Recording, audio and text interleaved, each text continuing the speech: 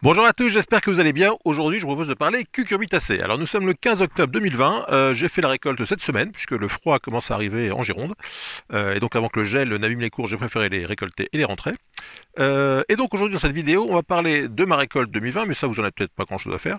On va surtout parler des différentes variétés qu'on peut cultiver au potager, parce que c'est vrai que majoritairement dans les potagers, on trouve trois variétés stars, on va dire, la butternut, le potimarron et la courge musquée de Provence. Hein. Grosso modo, ce sont les trois variétés de courges qu'on trouve le plus un peu chez tout le monde. Alors il y a certains qui essayent de faire qui vont un peu diversifier. Je pense par exemple au potiron bleu de Hongrie, au potiron galeux-désine. Enfin, il y a quelques variétés comme ça qui sont aussi cultivés, mais grosso modo, on peut dire que moi, ce que j'ai constaté dans ce que j'ai vu chez différentes personnes, c'est que souvent, ce sont ces trois variétés-là qui reviennent. Et donc, je vais vous montrer avec ma culture 2020, ce que j'ai appelé mon cucurbitaland, donc une zone de mon jardin où j'ai cultivé pas mal de variétés, qu'on peut essayer de diversifier les cultures, avoir des variétés un petit peu originales, et donc on verra les différentes variétés de Maxima, donc les potirons, les différentes variétés de Moscata, donc les courges musquées, et puis les différentes variétés de Pepo. Pepo, c'est les courgettes, c'est l'espèce la plus diversifiée. Et puis aussi deux trois autres, hein, les calebasses, d'autres variétés, les courges du Mexique. Enfin, on verra un petit peu les différentes choses qu'on peut cultiver. Et vous verrez que on peut tout à fait cultiver d'autres choses que ces trois variétés classiques et avoir de belles surprises au potager. À la fin de cette vidéo, je vous parlerai aussi de comment reconnaître les différentes espèces par rapport au feuillage, parce que c'est vrai qu'en octobre, on c'est plus trop d'actualité, mais au mois de mai, si vous voyez cette vidéo au mois de mai, je reçois souvent des questions en disant tiens, j'ai une courge qui a poussé dans mon jardin, souvent sur le tas de compost, et je ne sais pas ce que c'est, et j'aimerais bien savoir ce que c'est. Et vous verrez que simplement avec la forme de la feuille, on peut essayer de distinguer si c'est plutôt une espèce de courgette, une variété de courgette, si c'est plutôt une variété de courge musquée ou de potiron. Je vous montrerai tout ça à la fin de cette vidéo. Bref, on voit tout ça tout de suite après le générique, c'est parti.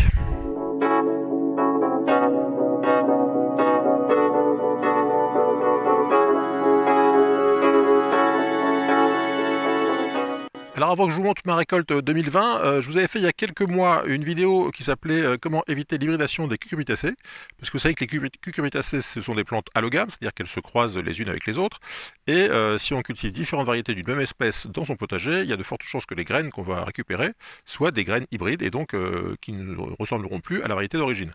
Donc je vous ai fait cette petite vidéo pour vous expliquer comment les cucurbitacées sont classifiées. Donc si vous ne l'avez pas vu, je vous invite à aller la voir, je vous remets le lien là-haut, je vous remets le lien dans la description. Ça vous permettra d'avoir une vision un peu théorique de la question. Et puis ensuite, là tout de suite, je vais vous montrer le côté pratique avec les différentes courges et puis voir à quoi ressemblent ces courges sorties du tableau Excel que j'avais fait à l'époque. Voilà, donc je vous ai réuni sur cette table les différentes courges que j'ai cultivées cette année, et donc maintenant vous connaissez par cœur la classification des cucurbitacées. Vous allez pouvoir reconnaître facilement les cucurbita maxima, donc les potirons, les cucurbita moscata, donc les courges musquées, les pépos, les calebasses, les courges du Mexique, les courges de Siam, là-bas qu'est-ce que j'ai la chayotte qui est aussi une courge, hein, on lui met parfois. Et donc on va voir les différentes courges et puis voir un petit peu à quoi ça ressemble. Alors ici la plus grosse, c'est pour ça d'ailleurs que ça s'appelle cucurbita maxima, ça veut dire la grosse courge. Ce sont donc des potirons. Alors celui-ci c'est un potiron qui s'appelle Big Max. C'est une semence que j'ai récupérée, que j'ai achetée chez Lidl en début d'année, donc 29 centimes. Et j'ai récupéré 4 fruits, je vous ai pas tout mis là, mais 4 gros fruits comme ça. Vous voyez que celui-ci il a eu un petit problème de congénital on va dire, mais c'est quand même une courge très bonne. Et donc les cucurbita maxima, on voit que ça fait a priori, enfin, ça a été appelé comme ça à l'époque parce que ça faisait des gros fruits, mais cucurbita maxima c'est aussi l'espèce des potimarrons, qui sont pour le coup des petits fruits. Et alors en général ils sont oranges, mais vous avez par exemple la variété qui s'appelle cabocha, qui est le potiron vert d'Hokkaido, qui lui est un potiron vert. Donc les potirons, les potimarrons, c'est une espèce assez variée, puisque vous avez des très grosses courges, vous avez des courges moyennes, vous avez des courges oranges, des courges vertes. Donc l'espèce Cucurbita maxima, on va dire, c'est une espèce assez diversifiée. Alors après, vous avez la variété des courges musquées, donc la Cucurbita moscata. Là, la plus connue de toutes, c'est la butternut. C'est aussi la famille des courges musquées de Provence. Et grosso modo, entre les potimarrons, les butternut et les courges musquées, ce sont les trois variétés les plus connues. Mais on va voir qu'il y en a quand même pas mal d'autres. Alors ensuite, sorti des moscata, on a la famille des cucurbita pepo, donc les courgettes. Et là, ce que vous voyez là, c'est donc une courgette. Mais enfin non, c'est une courgette adulte, donc une courge en fait. Et c'est vrai qu'on oublie souvent que la courgette s'appelle une courgette parce qu'en fait c'est une courge, une petite courge. Donc souvent je vois des gens qui sont épatés en disant oh là là, j'ai une super grosse courgette dans mon jardin et ils sont très fiers. Mais en fait, c'est tout à fait normal. Si vous laissez pousser une courgette, ça devient en général un fruit d'une bonne quarantaine ou cinquantaine de centimètres. Et celles-là, je les ai gardées principalement pour faire des graines. Parce que si vous voulez avoir des graines de vos courgettes, il faut les laisser pousser assez longtemps, jusqu'à la fin de la saison, pour pouvoir ensuite récupérer des graines et avoir de nouvelles courgettes la saison suivante. Dans la famille des pépos, ce que je voulais vous montrer surtout, c'est ma petite préférée de l'année, c'est une variété qui s'appelle la courge à graines nues, enfin les courges à graines nues. Alors il y a deux variétés connues pour les courges à graines nues. Celle-ci c'est la Lady Godiva, et il y a aussi la Styrian Hulles, je vais vous l'écrire juste en dessous. Donc ce sont des courges pépos, donc une sorte de courgette on va dire, qui ont la particularité de faire des courges à graines nues. Alors je vous en ai ouvert une pour que vous voyez bien. Et les courges à graines nues, vous les connaissez, ce sont celles que vous achetez en général dans les magasins bio. Alors il faut savoir que ce ne sont pas des gens qui épluchent les graines de vos courgettes pour les acheter. Simplement, ce sont des courges qui sont cultivées pour leurs caractéristiques particulières. C'est qu'elles n'ont pas de tégument avec les graines, elles sont vertes et elles sont prêtes à manger. Alors soit on les mange crues, soit on les mange grillées, on les met au four à 80 degrés ou dans un déshydrateur. Ouais. Et ça, c'est extrêmement bon pour la santé. La graine de courge, c'est une graine qui est utilisée en médecine, notamment pour les problèmes de prostate. Donc, messieurs, si vous avez des problèmes de prostate, mangez de la graine de courge. Et puis, si vous aimez le muesli, par exemple, c'est aussi les graines que vous trouvez dans les muesli. Donc ça, c'est une petite variété favorite de l'année. C'est une culture assez facile, c'est une sorte de courgette. Donc, il suffit simplement de récupérer ce genre de graines. Le plus compliqué, c'est de les conserver pendant la saison pour qu'elles ne s'abîment pas, parce que comme elles n'ont pas de téguments, elles ont tendance à se dessécher. Mais c'est assez agréable d'ouvrir une courge et de pouvoir déguster les graines sans trop se fatiguer. La chair de la courge est consommable aussi, elle est comestible, mais elle n'est pas excellente, donc moi soit j'en fais des soupes, soit je fais des pâtés pour les poules, et ça leur fait des bonnes pâtés riches en nutriments. Toujours chez les pépos, on a aussi les pâtissons, qui sont encore une fois une variété de pépos, donc des formes de courgettes. Alors les pâtissons séparés, on les récolte en général assez tôt pour qu'ils soient tendres, ou alors si on les garde jusqu'à la fin de maturité, on récupère les graines et on a une enveloppe qui est très dure. En tout cas, c'est un assez joli fruit. Voilà donc pour les pépos. Il y a aussi le petit là qui est là. Alors au niveau des tailles aussi, je voulais vous parler des tailles. Il y a des variétés de fruits, de petits fruits. Alors soit ce sont des variétés à petits fruits, soit ce sont des variétés qui ont, enfin des courges qui n'ont pas eu le temps de se développer complètement. Vous voyez par exemple là on a un mini potimarron qui est assez mignon. On a un mini pâtisson. Voilà, donc vous pouvez avoir différentes tailles de la même espèce, des mêmes variétés. Autre sorte de courge. Alors ici j'ai ce qu'on appelle la courge du Mexique, Cucurbita argyrosperma, qui elle aussi donne des graines excellentes et qui donne une chair aussi assez savoureuse et une courge assez jolie. Vous voyez qu'elle est striée. En anglais ça s'appelle la Striped Cachot. Et donc ça c'est une courge qui pousse très facilement, qui a besoin de pas grand chose. Simplement, pas comme toutes les courges, elles ont besoin de nutriments. Vous voyez que celle-ci, elle n'a pas eu beaucoup de nutriments, parce que celle-ci, je lui ai donné je l'ai arrosée pas mal avec 10% d'urine, donc elle a bien poussé. Et celle-ci, je lui ai donné beaucoup moins d'engrais, et vous voyez qu'elle a beaucoup moins poussé. Donc pour toutes les courges, toujours très important de leur apporter une bonne quantité de nutriments. On continue chez les cucurbita. Qu'est-ce que j'ai d'autre comme cucurbita? Je crois que j'ai fait le tour. Non, j'ai Fissifolia aussi, la courge de Siam.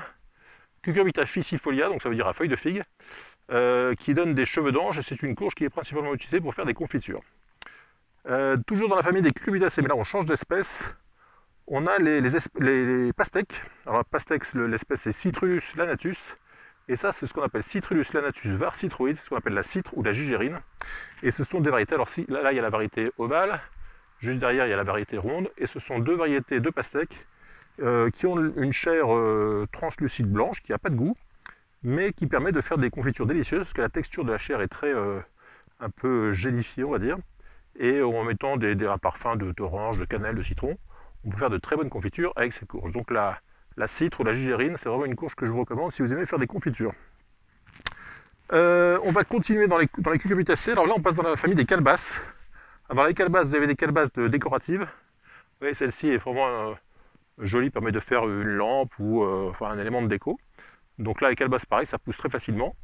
Et puis vous avez la calebasse longue de Sicile, dont j'ai déjà parlé, je vous ai fait une vidéo spéciale parce que j'ai vraiment découvert ce légume cette année. Et c'est un légume excellent et très facile à faire pousser, ça s'appelle la slaoui au Maroc.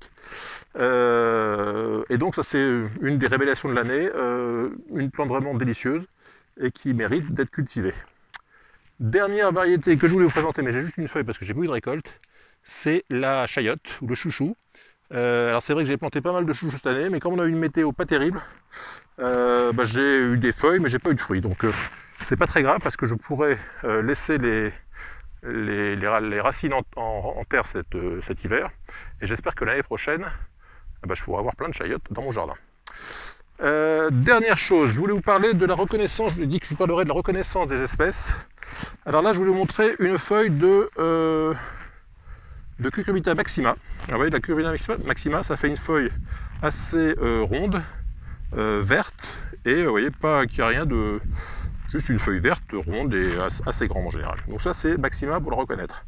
À côté, je vous ai fait une feuille de Cucurbita moscata, donc les courges musquées. Et vous voyez que ça ressemble assez à la maxima, donc au potiron. Simplement, c'est un petit peu strié de blanc. Donc si vous avez une feuille un peu ronde avec des striures blanches, vous avez de bonnes chances que ce soit Cucurbita moscata, donc les courges musquées. Les courges musquées, je vous rappelle, c'est la butternut, la courge musquée de Provence, toutes ces variétés-là. Dernière chose que je voulais montrer, c'est la variété Cucurbita pepo. Alors pepo, vous voyez que par rapport aux deux autres, elle est un peu plus grande. Elle a surtout des bouts pointus, donc c'est un petit peu à ça qu'on la reconnaît. Et puis elle est un petit peu plus sensible à l'oïdium, donc on a en fin de saison souvent de l'oïdium. Et en revanche, elle a aussi des striures blanches. Souvent les gens s'inquiètent, ceux qui débutent s'inquiètent de voir des striures blanches sur la feuille de pepo, de courgette. Mais c'est aussi assez normal que même en début de saison, une feuille de pepo et des striures blanches, c'est tout à fait classique. Autre variété que je voulais vous montrer, c'est la feuille de courge du Mexique, donc Cucurbita argyrosperma. Vous voyez qu'elle ressemble beaucoup à la courgette. Et d'ailleurs, il y a des risques d'hybridation. C'est un des rares risques d'hybridation entre différentes espèces, entre argyrosperma et pepo. Vous pouvez avoir des hybridations entre ces deux espèces. Je crois que c'est tout. Ah non, si, j'ai ici la feuille de calebasse. Alors la feuille de calebasse, elle a la particularité, vous voyez la fleur qui est très jolie. Bon là, il ne reste plus grand chose, mais ça fait une très jolie fleur. Et les feuilles de calebasse, voilà, calebasse longue de Cécile, elles ont la particularité d'être comestibles. Et ça fait une feuille très dufteuse, très douce, et donc qui est comestible, et qui fait de très jolies fleurs. Voilà, je crois qu'on a fait le tour. Est-ce que j'ai pas une autre feuille ici? Ah si, ça c'est la feuille de courge de Siam. Courge de Siam, elle est là. Et vous voyez que ça s'appelle Cucurbita ficifolia, parce que la feuille ressemble à une feuille de figuier. Ficifolia, ça veut dire feuille de figuier. Et donc vous voyez qu'avec ces différentes formes de feuilles, on peut assez facilement reconnaître les différentes variétés. Voilà, j'espère que ce petit tour dans mon Cucurbita Land vous aura plu. J'espère que vous saurez reconnaître les différentes espèces de courges, et puis que quand vous tomberez sur un semi-sauvage, vous saurez le reconnaître facilement. Comme d'habitude, si cette vidéo vous a plu, n'hésitez pas à mettre un petit pouce bleu. Si vous avez des questions et des commentaires sur le fabuleux monde des courges, c'est juste en dessous dans la section commentaires. Et si vous n'êtes toujours pas abonné, je compte sur vous pour nous rejoindre très vite. A bientôt pour de nouvelles aventures, bye bye.